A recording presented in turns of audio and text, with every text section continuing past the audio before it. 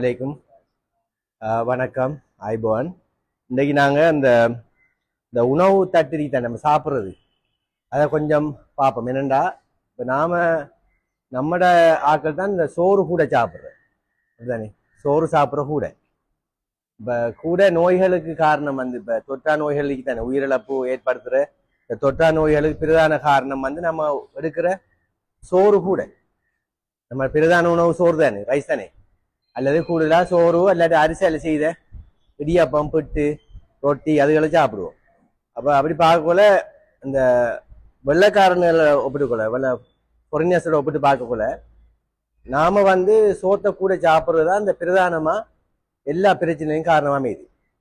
அதே மாதிரி நம்ம இனிப்புள்ள பண்டங்களையும் அதிகமாக சாப்பிட்றது. அப்போ அதுக்கு என்ன காரணம்? நம்ம ஏன் கூட சோறு சாப்பிட்றோம்?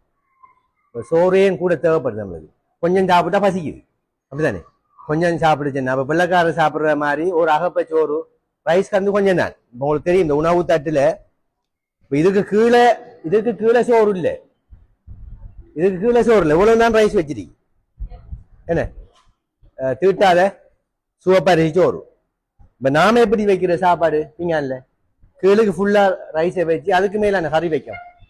அப்ப நம்ம எடுக்கிற சோறு கூட இருக்கிறதால அதுல இருக்கிற மாப்பொருள் நம்மளுக்கு கொழுப்பா மாறி, நம்மளுக்கு தேவையை விட மேலதிகமா இருக்கிற சோறு கொழுப்பா மாறி கொலஸ்ட்ரோலா மாறி, சரியானே, ஹார்ட்ல ஈரல்ல எல்லாம் பிளாக் பண்ணுது, சீனி வருத்தத்தை ஏற்படுத்துது, கொலஸ்ட்ரால் வருத்தத்தை ஏற்படுத்துது. என்ன அப்ப இதுகளால நம்மளுக்கு அந்த மாரடைப்பு ஏற்படுத்து, உயிராபத்தை ஏற்படுறது, ஈரல்ல கொழுப்படைச்சி ஃபெட்டி லிவர் வாரதெல்லாம் கூட.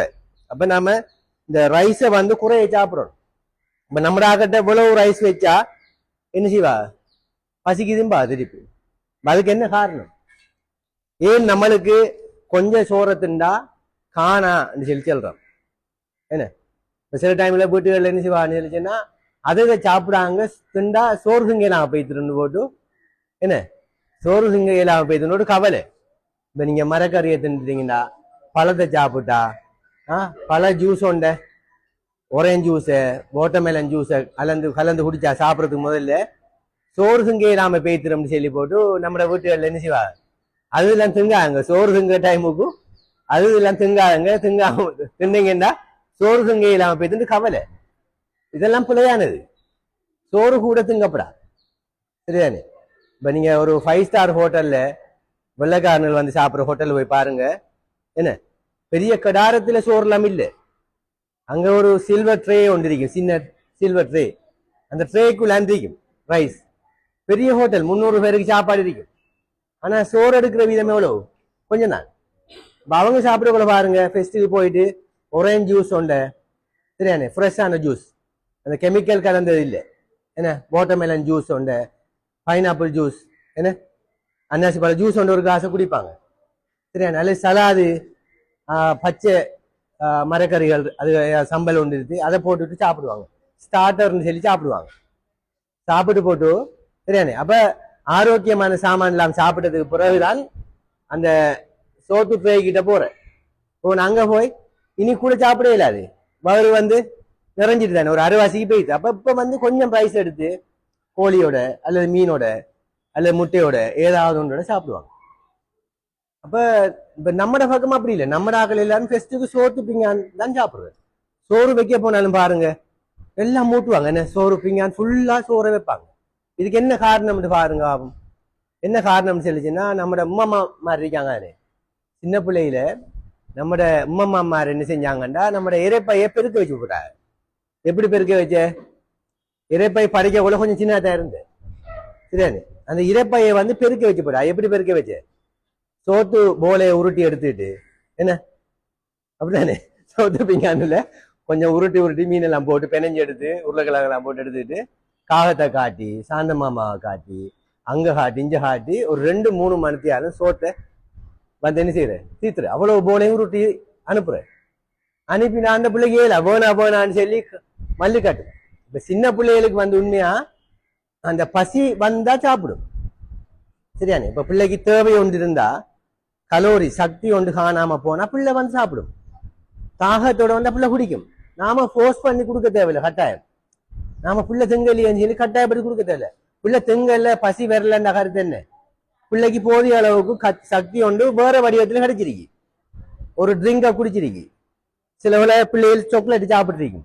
அப்ப இனிப்பு போன உடனே பிள்ளைக்கு சக்தி வந்துட்டு தானே. இப்ப விண்வெளிக்கு போற விஞ்ஞானிகள் வந்து என்ன இந்த அரிசி மூட கடாரம் அரிசி சாப்பாடுலாம் எடுத்துட்டா விண்வெளிக்கு போறாங்க சமைச்சு சாப்பிட்றதுக்கு. 10 நாளைக்கு 15 நாளைக்கு விண்வெளிக்கு போறாங்கடா. என்ன கொண்டு வராங்க? சாக்லேட்டுகள், சின்ன சின்ன சாமான் தேவையான சக்தியை தான் இருக்குது. ஒரு நாளைக்கு தேவையான கலோரி ஒன்று தானே. ஒரு ஆளுக்கு 2000 கிலோ கலோரி சக்தி தேவைண்டா அதுக்கு தேவையான அளவுக்கு என்னத்தில் இருக்கோ சின்ன சாமானை கொண்டு போனா சரி. ஒரு சீஸை கொண்டு போனா கொழுப்பு வந்து சத்து என்ன, சாக்லேட் ஒன்றை கொண்டு போனா அதுல குளுக்கோஸுக்குரிய சக்தி வரும். புரோட்டீன் அதுகளுக்கு தேவையான மில்க் பவுடர் அதுல கொண்டு வாங்க, கலந்து குடிச்சா சரி சக்தி வந்துருந்தானே. அப்ப சோறுகின்ற சக்தி வரணும் இல்லை. அப்ப நம்ம சின்ன பிள்ளைகள் வந்து ஏதாவது சாப்பிட்டுருக்கும், பிஸ்கெட்டை சாப்பிட்டுருக்கும், என்னத்தினால சாப்பிட்டு கலோரி வந்துட்டு அப்ப பிள்ளைக்கு பசி வருமா? பசி வராது. நாம என்ன செய்யறோம்? அதுவும் திண்டத்துக்கு போறோம் பிள்ளைய எடுத்துக்கிட்டு என்ன வற்புறுத்தி பயமுழுத்தாட்டி இன்னொரு ஆளு சொல்லி பயமுழுத்தாடுற இப்படி சொல்லி கொடுத்து நம்மட இறைப்பையெல்லாம் பெருக்க வச்சு போட்டாரு. சரியான இறைப்பையெல்லாம் பெருசி பானை பெருசி. இப்ப இதுக்குள்ள நீங்க கொஞ்சத்தை திண்டா என்ன செய்யும்? பசி வரத்தானே செய்யும், நிறைய இல்லையே. இதுதான் பிரதான காரணம். சரியான ஆகவே நம்மட இறைப்பையை வந்து இப்ப ஆபரேஷன் பண்ணி உடல் பருமன் கூடின ஆக்களுக்கு வெயிட்டை குறைக்கிறது என்ன செய்யறாங்க தெரியுமா? உடற்பருமன் கூடின ஆக்கள் வெயிட்டை குறைக்கணும்னு சொல்லிச்சுன்னா சாப்பாடை குறைக்க சொன்னா பசி வருது. ஏன்னா அவனோட உடல் பருமனுக்கு ஏற்ற மாதிரி அவனோட இறைப்பை எப்படி இருக்கும்? பெருசா இருக்கும். அப்ப கூட தான் சாப்பிடணும். அப்ப நாம இலக்கறிகள் மரக்கறிகளை ஒரு பிங்கான் அரைப்பிங்கானுக்கு சாப்பிடுங்கன்னு சொல்லி சொன்னாலும் அவங்களுக்கு பசிக்குதுங்க. அப்ப அதுக்கு என்ன செய்யறாங்க தெரியுமா? இறைப்பையில பாதியை வெட்டி எடுக்கிற ஆபரேஷன், பார்சியல் கெஸ்டெக்டமின்னு ஒரு ஆபரேஷன் இருக்கு. அதுல என்ன செய்யறா அவரை இறைப்பை பெருசா தண்டிக்கும், இறைப்பையை சுருக்கி காட்டணும். அப்ப இறைப்பையில கொஞ்சம் வெட்டி பாதியை வெட்டி சின்னனாக்கி கட்டி ஆபரேஷன் பண்ணினா இப்ப அவரை இறைப்பை எப்படியா போயிட்டு இப்ப சின்னனா போயிட்டு இப்ப அவர் கூட திங்கலாமா? கொஞ்சம் தந்துங்கலாம். அப்ப பாருங்க பெருக்க வச்சு போட்டு இந்த ஆபரேஷன் பண்ணணுமா? ஆகவே தயவு செய்து நாம சின்ன பிள்ளைகளுக்கு நான் சொல்றேன், வீட்டுல உங்களுக்கு பிள்ளைகள் இருக்கும், போஸ்ட் பண்ணி சோத்து பிங்கான் கொடுக்க தேவையில்லை. பிள்ளைக்கு முட்டையை சாப்பிட்டா, மீனை சாப்பிட்டா, இறைச்சை சாப்பிட்டா கலோரி வந்துடும். ரைஸ் வந்து கொஞ்சம் நின்றா போதும். மற்ற சாமான தானே சீஸ் இருக்கு, கொழுப்புள்ள உணவுகள் சின்ன பிள்ளைகளுக்கு நான் சொல்றது கொடுத்தா அவங்களுக்கு எல்லாத்துக்கும் சக்தி கிடைச்சிடும். புள்ள ஆக்டிவா இருக்க நம்ம தான் பார்க்கணும். புள்ள ஆக்டிவா இருக்கு, ஓடி ஆடி தர்றான்னு இல்ல உஷாரா இருக்கேன், எல்லா வேலையும் செய்யறான்டா அங்க சோத்து பிங்கான் கொடுக்க தேவையில்லை. ஆகவே தயவு செய்து இந்த சோத்தாலாம் கூட பிரச்சனை. இப்ப நாம எதிர்கொள்ற பிரச்சனைகளை பாருங்க. 35-40 வயசுல எல்லாருக்கும் வயிற்றுல கொழுப்பு, ஈரல்ல கொழுப்பு. இதுக்கெல்லாம் காரணம் வந்து இந்த சோறு தான். ஆகவே எங்களோட சுகாதார அமைச்சு வந்து அழகா வந்து இப்ப தயாரிச்சு அனுப்பியிருக்காங்க. நாங்க சுவர்ல எங்கூரிக்கோம் அந்த படத்தை, வெளி ரோட்ல எங்கூரிக்கோம். நாம ஃபெஸ்ட்டுக்கு பிங்கான் எடுத்தீங்கன்னா பிங்கான்ல கறியை வைங்க ஃபெஸ்ட்டுக்கு. சரியானே? பிங்கான்ல கறியை வைங்க ஃபெஸ்ட்டுக்கு, மரக்கறியை வைங்க. என்ன போஞ்ச கறியை கூட மரக்கறிகளை கூட சாப்பிடுங்க. சரியானே? பருப்பு பருப்பு இயற்கையான நம்மளுக்கு தாவர புரதம். இப்ப மீன் இறைச்சியில் இருக்கிற மாதிரி புரதம் பருப்புல இருக்கு, கொழுப்பு இல்லாத புரதம். இப்ப இறைச்சி எடுத்தோம்னா பயம் சாப்பிடக்கூட. ஏன்னா இறைச்சியில வந்து கொழுப்பும் கலந்த புரோட்டீன் புரதம். இந்த பருப்பு, கடலை,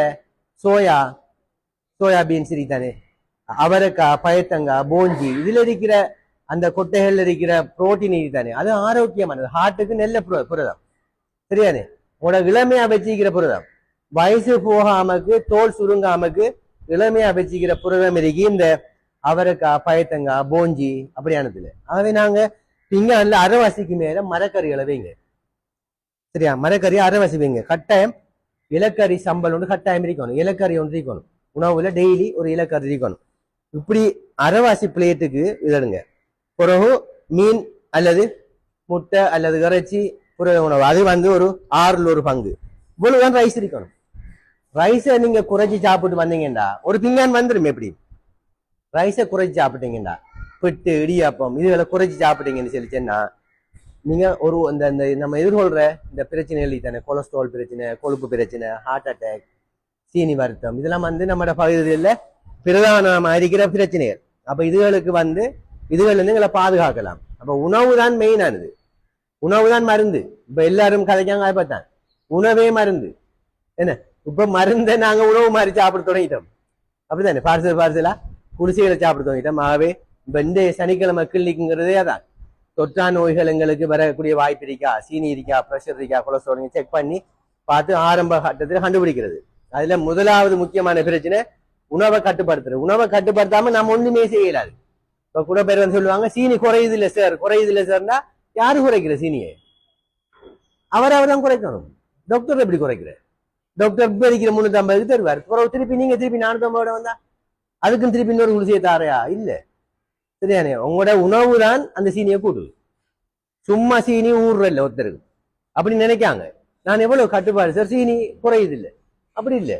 ஏதாவது ஒரு உணவு இருக்கு, நீங்க எழுதிட்டு வந்து காட்டினா தான் மதிக்கலாம். ஒரு தாளில் எழுதிட்டு வந்து காட்டினா எதால அந்த சீனி கூடன்னு மதிக்கலாம். ஆகவே நீ கட்டாயம் உங்களோட உணவுகள்ல கட்டுப்பாடு தான் முக்கியம். அந்த உணவை கட்டுப்படுத்தாமக்கு நாம ஒரு வைத்தியமும் செய்யலாது இந்த நோய்களுக்கு. ஆகவே வைத்திய டாக்டர்ஸ் அட்வைஸ் பண்ற மாதிரிக்கு இதை சாப்பிடுங்க. அடுத்து இந்த இப்ப பிஞ்ஞானும் அடிச்சு தந்துருக்கு அரசாங்கம், சரியானே? வேணும்டா வீட்டுகள் ஆக்களுக்கு இப்படி பிஞ்ஞான் தயாரிச்சு கொடுங்க. கொஞ்சம் கொஞ்சம் ஞாபகப்படுத்துறது தானே இதெல்லாம். இப்ப நம்ம கேட்டு போட்டு போறோம், வீட்டை மேசையில இப்படி ஒரு பிஞ்ஞான் இருந்தாலும் ஒரு அளவுக்கு ஞாபகம் வருமே, நம்ம கொஞ்சம் நம்ம உழவுக்குலாம் ரைஸ் வைக்கணும்லான்னு சொல்லி. என்ன அப்ப இப்படியும் அடிச்சு எல்லாம் அரசாங்கம் கஷ்டப்படுது. ஏன்னா உணவுங்கிறது கடும் கஷ்டமான விஷயம் தான். என்ன ருசியா இருந்தா கொஞ்சம் கூட செய்ய பார்க்கும். அப்ப கறிகளை கூட சாப்பிட்டு இப்படி இந்த உணவுகளை வந்து கார்போஹைட்ரேட், அதாவது மாப்பொருளை குறைய சாப்பிடுங்க. மாப்பொருள் டேஞ்சர், மாப்பொருள் தேவை நம்மளுக்கு அதிகமா. நம்மளை உற்சாகமா வச்சுக்கிறது மரக்கறி, பல வகைகள், இந்த தானியங்கள், அதுகள் தான் இந்த இலைக்கறி, அதுதான் தேவை. ஆகவே எங்களோட உணவுகள்ல அதிகமான அளவு அதை சேர்த்துக்கொள்ளுங்க. சேர்த்துக்கொண்டா நாங்கள் ஆரோக்கியமாக வாழலாம்னு கேட்டு விடைபெறுகிறேன். நன்றி.